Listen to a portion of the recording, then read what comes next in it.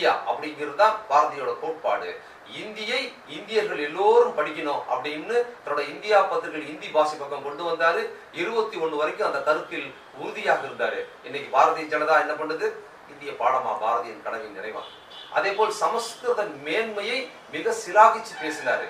எல்லா மொழிகளும் சிறந்த மொழியா இருக்கலாம், தமிழ் கூட சிறந்த மொழி தான்.